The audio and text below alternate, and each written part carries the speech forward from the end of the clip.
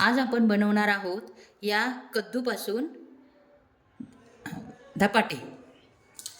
कोणी याला कद्दू असं म्हणतं किंवा कोणी लौकी असं म्हणतं। तर आपण या लौकीला चिरून खिसून घेणार आहोत। हे पहा, आपल्याला अशा प्रकारे हा पार्ट काढून घ्यायचा आहे आणि व्यवस्थितशीर खिसण्यासाठी मी हा अर्धा करत आहे। हे पहा, आपण हा खिसून घेणार आहोत।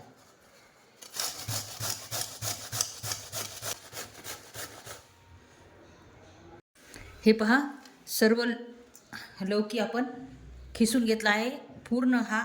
तर या पुढची प्रोसिजर आपल्याला पटकन करायची आहे, कारण थोड्या वेळातच तो काळा पडतो। त्यामुळे सर्व इन्ग्रेडियंट्स आपण मिक्स करून घेणार आहोत आणि याचा एक डो तयार करून घेणार आहोत।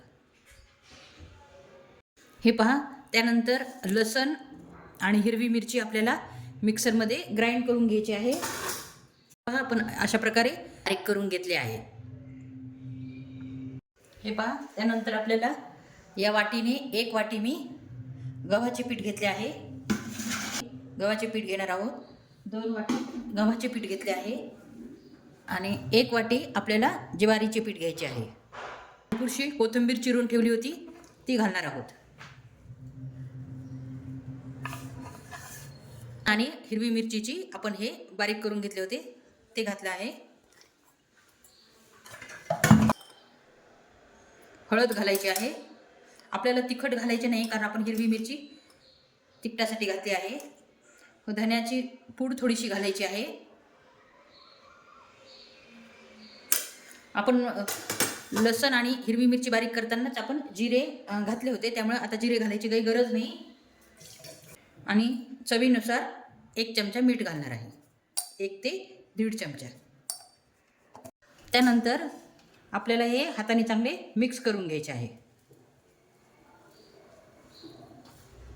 हे असतं, त्याच्यामुळे आपल्याला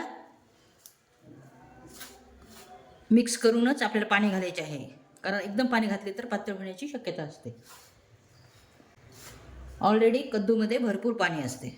हे पहा, या स्टेपला मी थोडे पाणी घालत आहे। थोडे पाणी घालत आपल्याला हा डो बनवून घ्यायचा आहे।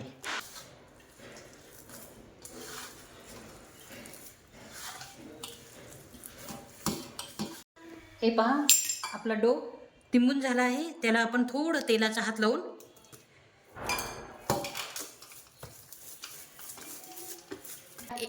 लगेच आपल्याला धपाटे करून घ्यायचे आहेत, कारण जर 15 ते 20 मिनिटं जर थांबलो तर आपले हे धपाट्याचे पीठ पातळ होण्याची शक्यता असते। त्यामुळे या पुढची प्रोसिजर आपण लगेच करायची आहे। पीठ तिंबून घेतले की लगेच आपल्याला धपाटे करून घ्यायचे आहेत। हे पहा, तवा आपण तापायला ठेवूयात। प्रथम पहा, अशा प्रकारे एक रुमाल मी ओला करून घेतला आहे आणि आपल्याला पाणी लावायला घ्यायचे आहे, कारण की आपल्याला हे थापून घ्यायचे आहेत। हे पहा, थापूनच चांगले टेस्टी लागतात धपाटे। या प्रकारे आपल्याला पाणी लावायचे आहे, म्हणजे ते त्या रुमालाला चिटकणार नाही। आणि त्यानंतर आपल्याला असं थोडा मळलेला गोळा घ्यायचा आहे आणि आपल्याला अशा प्रकारे थापून घ्यायचे आहे। हे पहा, लाटण्यापेक्षा असे थापून केलेलेच धपाटे चांगले टेस्टी लागतात। त्यामुळे नेहमीच मी अशा प्रकारे थापून घेत असते।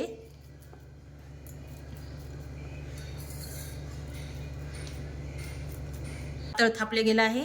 आता त्यानंतर आपल्याला अशा प्रकारे गोल होल पाडून घ्यायचे आहे, जेणेकरून छान भाजल्या जातात। त्यानंतर आपल्याला या तापलेल्या तवा चांगला तापला गेला पाहिजे। जर थंड राहिला तर धपाटे चिटकू शकते। हे पहा, अशा प्रकारे आपल्याला तेल थोडे सोडून घ्यायचे आहे। असे उचलून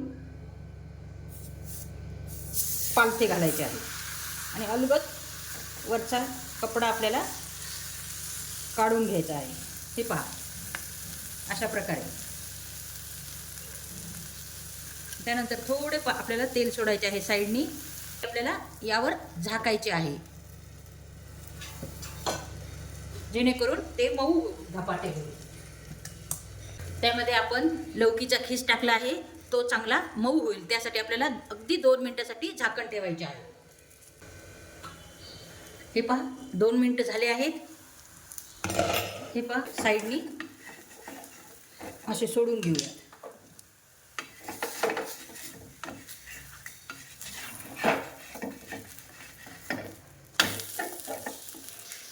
पाहू शकता किती खरपूस असे भाजले गेले आहे. असे खरपूसच आपल्याला भाजून घ्यायचे आहे, त्यामुळे अगदीच टेस्टी लागतात. आणि नंतर वापस थोडं तेल आपल्याला सोडून घ्यायचे आहे.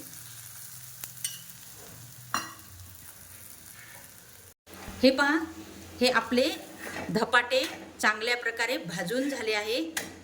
आणि त्यानंतर हे पहा मी काढून घेत आहे.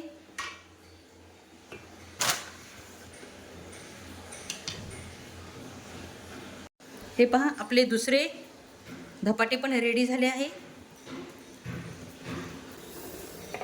हे पण आपण तव्यावर घालणार आहोत. हे पहा कपड्यापासून अगदीच पटकन असे हे अलगद निघतात, काहीच प्रॉब्लेम येत नाही. हे पहा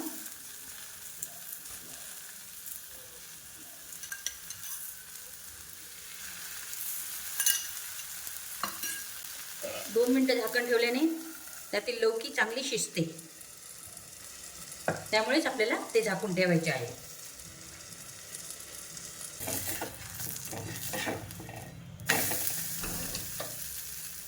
हे पहा आपले दुसरे धपाटे पण भाजून झाले आहे. अशा प्रकारे मी सर्व धपाटे करून घेतले.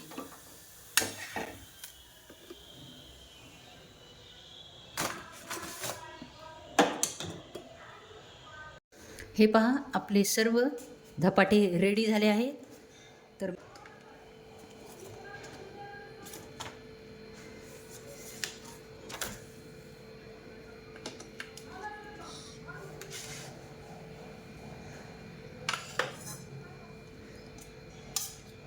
या धपाट्यासोबत तुम्ही दही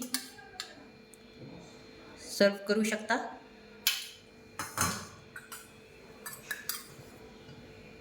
शेंगदाण्याची चटणी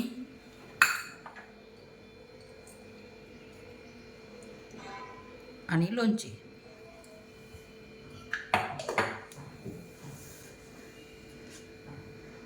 हे पहा कसे वाटले तुम्हाला हे लौकीचे धपाटे.